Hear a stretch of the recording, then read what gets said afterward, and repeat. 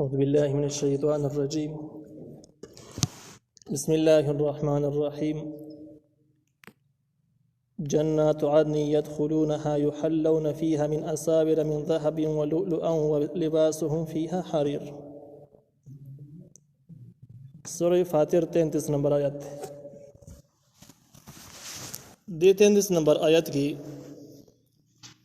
د مؤمنانو د پاره د آخرت خوشخبری ذکر کیږي او مخکې ذالک هو الفاضل الكبير ذکر شی او د هغې وضاحت ده چې مؤمنانو ته کوم لوی فضیلت ملاویږي هغه فضیلت به رسي شي. نو دې آیت کې د هغې وضاحت ده چې جنات عدن يدخلونها، دغه فضیلت د جنتونو ده چې همیشه به يدخلونها دوی ورته داخليږي. یحلون او استولی کېږي به دوی ته فیها به د جنت کې من اصابر من ذهب، بنگړي د سرو زرو و لؤلؤا او د ملغلرو.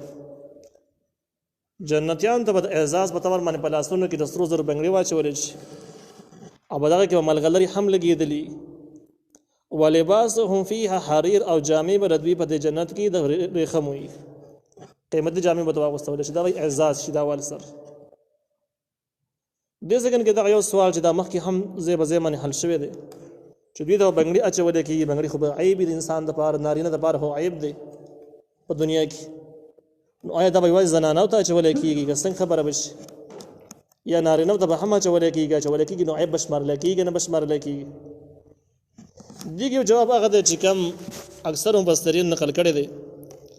چې په دنیا کې د نارینو دپاره بنگړي بېشکه عیب دی او دوی د شان سره مناسب نه دی، لیکن په جنت کې چې کم جنتی بنگړي دي دا اعزاز دی، دا عیب نه دی، هلته کې دا عیب نه دی. یو جواب یې دا شو. دویم جواب چې کم دی تفسیر حسن کلام نقل کړی دی او حسن کلام وایي چې د اصل کې دا کنایه ده، دا په خپل حقیقت نه دی مراد چې بنگړي به داسې کې واچولی شي. دی وایي دا یو اشارات دي، کنایات دي د دې خبرې نه چې دا کسانو په جنت کې د سره کار نه کوي، کار به نه خدمت به نه وي، ځکه د چا په لاسونو کې د سرو زرو بنگړي پراته وي نو هغه کار له ګوتې نه وروړي. او بنگړو والا کس هغه ته پته رسول زره سونه قیمت دی، نو چا بلاس چې بنگړي در بادشاهي علامه ای دا دې خبرې دلیل چې د خدمت د سره نه کوي. نو دا کی نه د دې خبرې نه چې بدی خلکو باندې په جنت کې خدمت د سره نشته، بالکل به نشته. ولباسهم فيها حرير، جامع مردی بدی کې د ریخم، دا خبره اتفاقی ده چې جامع د ریخم واغوندي. وقال الحمد لله الذي، او دی بوای چې ټول صفاتونه د کمال خاص الله لره دي. هغه الله اذهب چې بوی ته زمنګ نه، اذهب عنا الحزن، لری کو زمنګ نه غم، غم رانه لری کو، غم د دنیا کړهونه د آخرت یره، دغه ټول مشکلات زمنګ نه ختم شو. ان ربنا بش، یقینا رب زمنګ لغفور خامخ بخون کې ده، شکور قبلون کې ده. زمنګ رب بخون کې ده، ډېر کو تیانی به محمد کړي وي خو ما به کړو. قبلون کې ده کوم عملونه چې باندې کړي نو ټول قبول کړي دي، ځکه دې زګن تر ورسول. الذي حق الله احلنا چې موږ داخل کړو دار المقامت، کور د همیشوالي ته. داسې کور ته راوست چې دغه کور به همیشه یو، موږ به همیشه یو، نه به مرګي نه به ورانېدلي نه به څوک موږ ستړي شي، بس همیشه به یو. من فضله، بخپل فضل سره. لا یمسنا، نه رسیږي موږ ته فیها بدې کې نصب، ستړیوالی د بدن، ولا یمسنا، او نه رسیږي موږ ته فیها بدې کې لغوب، ستړیوالی د فکر. لغوب هغه فکرونو کړاون ته ویل کېږي چې سړی په آرام ظاهري طور به خاموش ناست، لیکن د غمونو سوچونو کړاونو به ډېر زیات دردمن کړی، باطني طور به سخت ستړی کړی. نو احسن کلام وایي چې لغوب باطني ستړیوالي ته وایي چې د فکرونو غمونه سړی خراب کړي، او نسبون هغه ستړیوالي ته وایي چې دا وجود یې دړ کړي، د کار د وجې نه دا وجود دړ کړي.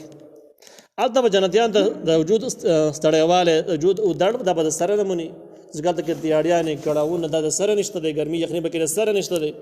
منډې تړلې پکې نشته دی، خدمتونه عبادتونه پکې بچا باندې به زور نشته دی. او دغه شان ده کې ولا یمسنا، او نه به رسېږي موږ ته فیها بدې کې لغوب، کړاوونه او فکرونه. نو د دې دپاره په جنت کې داسې فکرونه او غمونه به نه وي چې پلانې داسې شو، پلان کې داسې شو، داسې که نه وی شوي دی، بل شان شوي وي نه ښه به وي، او چې دومره ده خو چې دومره هم کړي وي نه ښه به وي. دا سوچونه په جنت کې د ساره نشته، بالکل نشته. نو ذهني طور باندې به هم خلک دمي سوچونه به نه کوي. والذین، او هغه کسان کفرو چې کافران دي، لهم د هغوی دپاره نار جهنم، اور د جهنم دی. لا يقضى عليه چې فیصله باندې کېږي په دې باندې د مرګ په یموت چې مړ شي اور کې به پراته خو د مرګ فیصله به نه راځي چې مړ شي او دا مضمون چې کوم دی په بل ځای کې رسېده چې ثم لا يموت فيها ولا يحيى جهنم کې وردی ژوند دسې چې نه به مړه کېږي او نه به سم ژوندي کېږي نو ځنکدن په حالت کې پراته ځنکدن سخت حالت دلته کې مو چې لا يقضى عليهم فیصله باندې کېږي په دوی باندې فیموت چې مړه شي د مرګ فیصله به نه راځي او ځنکدن غوندې کې حالت وي مستقل به ځنکدني ولا يخفف او نه بس پکېږي عنهم ندوینا من عذابها عذاب ددي عذاب سپکېدل کمېدل پکې د سره نشته كذلك همدغه شان د کې نزم بدله ورکو کل کفور هر نافرمانه سوچ د الله تعالی نافرمانی کې الله تعالی د قشن بدله موږ هر یو کافر لورکو هر یو نافرمانه لورکو بیا وهم يستريخون فيها او دا کافران بچي وخی به د جهنم کې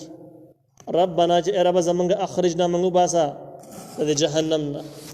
نعمل صالحا من بعمل كونك غير الذي كنا نعمل بغیر د هغه عمل نه چې من کړی دی په دنیا کې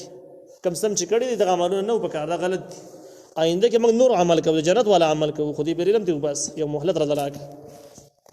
الله تعالی درنه به جواب ملاوي چې اولم نعمركم ما تذكر فيه من تذكر آیا موږ عمر نو در کړی تاسو ته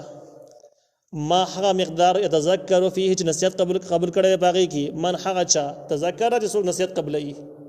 ولې تاسو دومره عمر نه ملاو شوی چې بس دومره عمر کې سره نصیحت قبلول شي هغه مو تاسو نه ملاو شوی مخکې هغه مسکو وجاءكم النذير او راغله او تاسو یره ورکوونکې یعنی تاسو بجوړ کې د سکاس موجود و چې هغه تاسو د الله تعالی د عذابونو نه یره ولې ټیم په ټیم باندې اول نبی عليه السلام به صحابه کرام او سلسله وار د قیامت پورې همدغه طریقه ده فذوقوا تاسو وسکئ عذاب لرا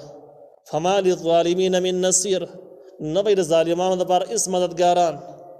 اخیرنی خبر به دغه ورشي بس جهنم ورګي وسیږي دغه جهنم ور سکی